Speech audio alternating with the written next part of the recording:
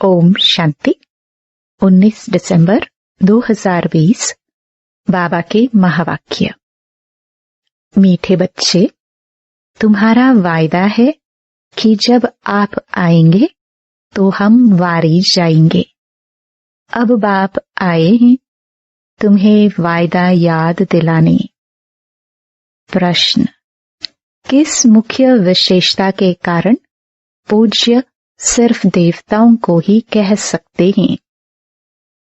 उत्तर, देवताओं की ही विशेषता है जो कभी किसी को याद नहीं करते, न बाप को याद करते, न किसी के चित्रों को याद करते, इसलिए उन्हें पूज्य कहेंगे। वहां सुख ही सुख रहता है, इसलिए किसी को याद करने की दरकार नहीं। अभी तुम एक बाप की याद से ऐसे पूज्य पावन बने हो जो फिर याद करने की दरकार ही नहीं रहती है। ओम शांति। मीठे मीठे रूहानी बच्चे, अब रूहानी आत्मा तो नहीं कहेंगे। रूह अथवा आत्मा एक ही बात है। रूहानी बच्चों प्रति बाप समझाते हैं, आगे कभी भी आत्माओं को परमपिता परमात्मा ने ज्ञान नहीं दिया है। बाप खुद कहते हैं, मैं एक ही बार कल्प के पुरुषोत्तम संगम युग पर आता हूँ, ऐसे और कोई कह न सके। सारे कल्प में सिवाय संगम युग के बाप खुद कभी आते ही नहीं। बाप संगम पर ही आते हैं जबकि भक्ति पूरी होती है, और बाप फिर बच्चों को बैठ ज्ञान देते हैं। अपने को आत्मा समझ और बाप को याद करो।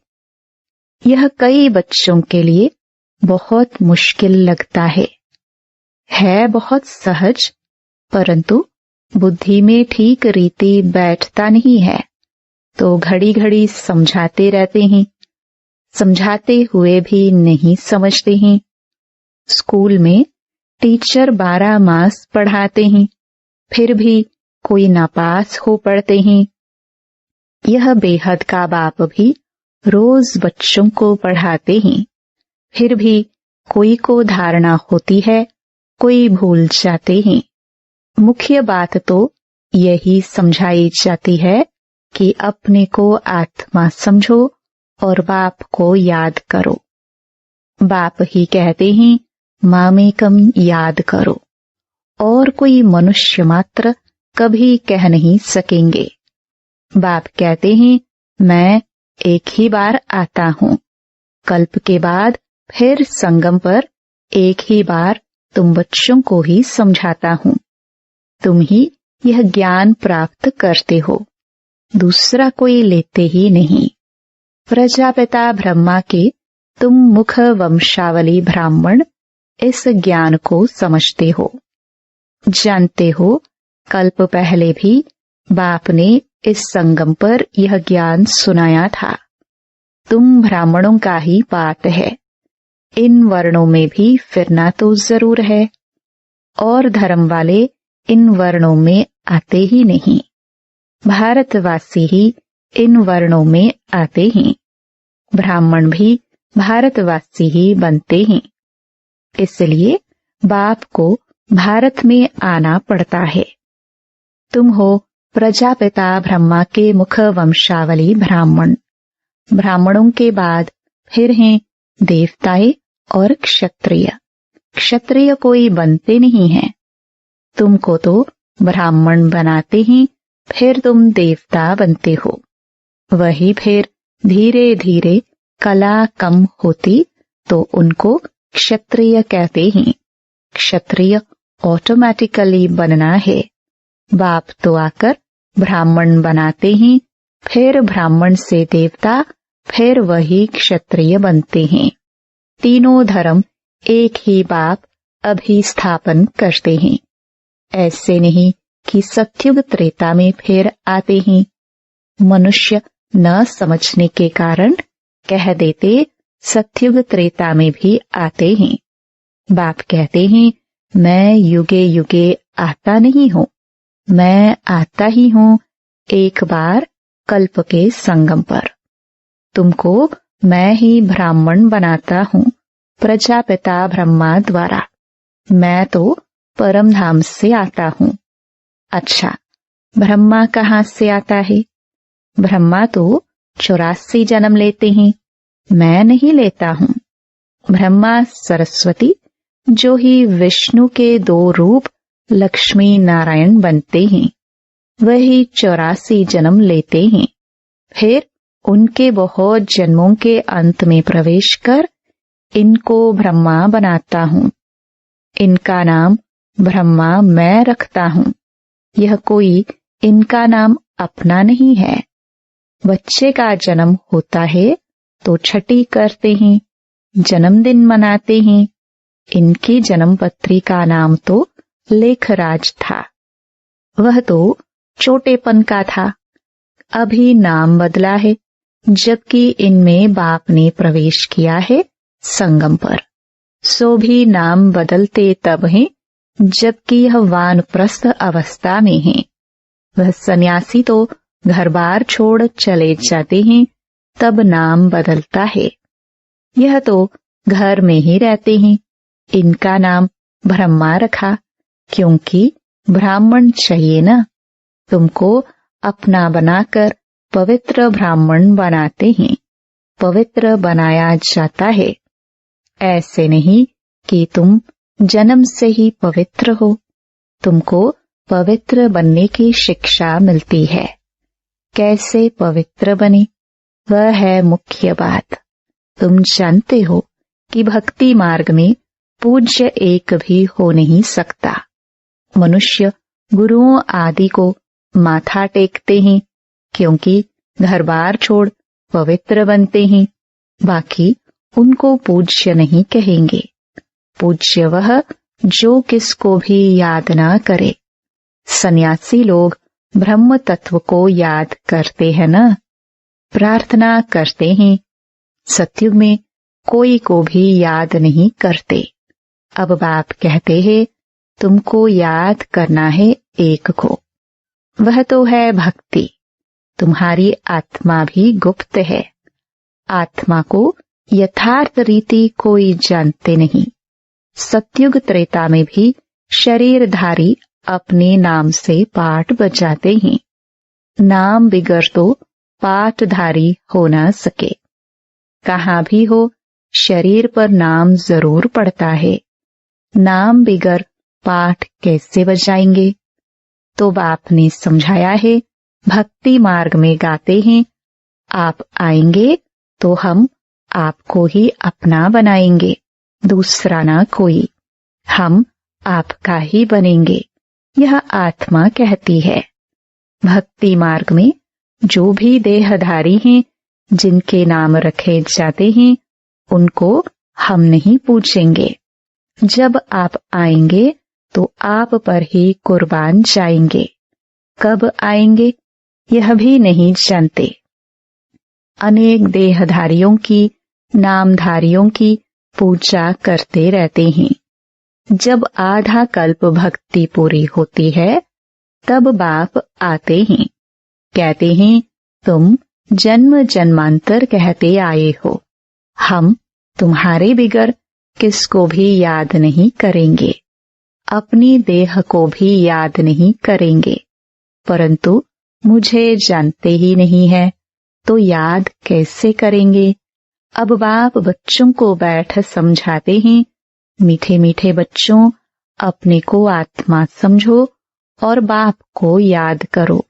बाप ही पतित पावन है, उनको याद करने से तुम पावन सतो प्रधान बन जाएंगे। सतयुग त्रेता में भक्ति होती नहीं, तुम कोई को भी याद नहीं करते, न बाप को न चित्रों को। वहां तो सुख ही सुख रहता है। बाप ने समझाया है, जितना तुम नजदीक आते जाएंगे, कर्मातीत अवस्था होती जाएगी। सतयुग में नई दुनिया, नए मकान में खुशी भी बहुत रहती है। फिर 25% पुराना होता है तो जैसे स्वर्ग ही भूल जाता है। तो बाप कहते हैं, तुम गाते थे, आपके ही बनेंगे, आपसे ही सुनेंगे। तो जरूर आप परमात्मा को कहते हो ना। आत्मा कहती है परमात्मा बाप के लिए। आत्मा सूक्ष्म बिंदी है, उनको देखने के लिए दिव्य दृष्टि चाहिए। आत्मा का ध्यान कर नहीं सकेंगे। हम आत्मा इतनी छोटी बिंदी हैं, ऐसा समझ याद करना मेहनत है। आत्मा के साक्षात्कार की कोशिश नहीं करते, परमात्मा के लिए कोशिश करते हैं, जिसके लिए सुना है कि वह 1000 सूर्य से तेजोमय है। किसको साक्षात्कार होता है तो कहते हैं बहुत तेजोमय था, क्योंकि वही सुना हुआ है। जिसकी नवधा भक्ति करेंगे देखेंगे भी वही, नहीं तो विश्वास ही न बैठे। बाप कहते हैं आत्मा को ही नहीं देखा है तो परमात्मा को कैसे देखेंगे। आत्मा को देख ही कैसे सकते। और सबके तो शरीर का चित्र है, नाम है। आत्मा है बिंदी, बहुत छोटी है, उनको कैसे देखे। कोशिश बहुत करते हैं, परंतु इन आंखों से देख न सके। आत्मा को ज्ञान की अव्यक्त आंखें मिलती है। अभी तुम जानते हो हम आत्मा कितनी छोटी हैं। मुझ आत्मा में 84 जन्मों का पाठ नोंधा हुआ है, जो मुझे रिपीट करना है। बाप की श्रीमत मिलती है श्रेष्ठ बनाने के लिए, तो उस पर चलना चाहिए। तुम्हें दैवी गुण धारण करने हैं।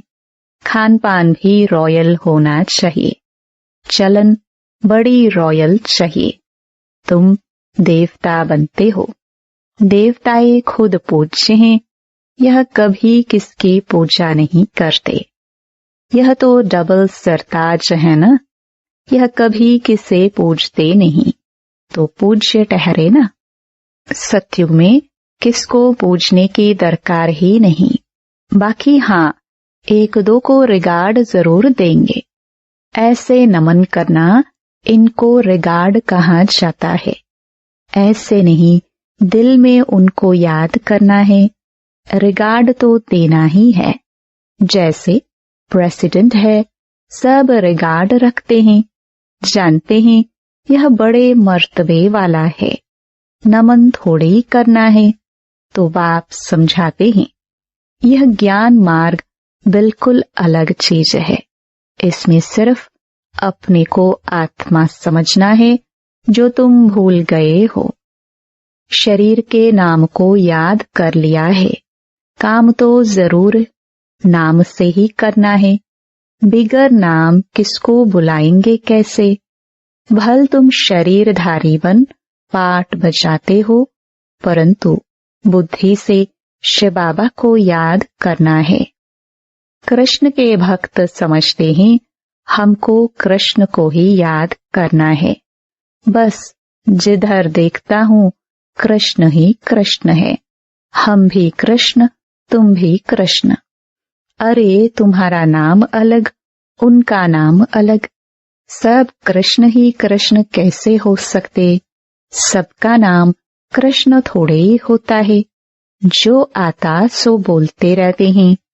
अब बाप कहते हैं भक्ति मार्ग के सब चित्रों आदि को भूल एक बाप को याद करो। चित्रों को तो तुम पतित पावन नहीं कहते। हनुमान आदि पतित पावन थोड़े ही हैं। अनेक चित्र हैं, कोई भी पतित पावन नहीं है। कोई भी देवी आदि जिसको शरीर है उनको पतित पावन नहीं कहेंगे। 6-8 भुजाओं वाली देवियां आदि बनाते हैं सब अपनी बुद्धि से। यह है कौन, वह तो जानते नहीं। यह पतित पावन बाप की औलाद मददगार हैं, यह किसको भी पता नहीं है। तुम्हारा रूप तो यह साधारण ही है, यह शरीर तो विनाश हो जाएंगे। ऐसे नहीं कि तुम्हारे चित्र आदि रहेंगे, यह सब खत्म हो जाएंगे। वास्तव में देवियां तुम हो। नाम भी लिया जाता है सीता देवी, फलानी देवी। राम देवता नहीं कहेंगे, फलानी देवी व श्रीमती कह देते, वह भी रॉन्ग हो जाता। अब पावन बनने के लिए पुरुषार्थ करना है। तुम कहते भी हो पतित से पावन बनाओ, ऐसे नहीं कहते कि लक्ष्मी नारायण बनाओ। पतित से पावन भी बाप बनाते हैं, नर से नारायण भी वह बनाते हैं। वो लोग पतित पावन निराकार को कहते हैं। और सत्यनारायण की कथा सुनाने वाले फिर और दिखाए हैं। ऐसे तो कहते नहीं, बाबा सत्यनारायण की कथा सुनाकर अमर बनाओ, नर से नारायण बनाओ। सिर्फ कहते हैं आकर पावन बनाओ। बाप ही सत्यनारायण की कथा सुनाकर पावन बनाते हैं। तुम फिर औरों को सत्य कथा सुनाते हो, और कोई जान न सके, तुम ही जानते हो। भल तुम्हारे घर में मित्र संबंधी भाई आदि हैं, परंतु वह भी नहीं समझते। अच्छा, मीठे मीठे सिखिलदे बच्चों प्रति मात पिता बाप दादा का याद प्यार और गुड मॉर्निंग। रूहानी बाप की रूहानी बच्चों को नमस्ते। धारणा के लिए मुख्य सार।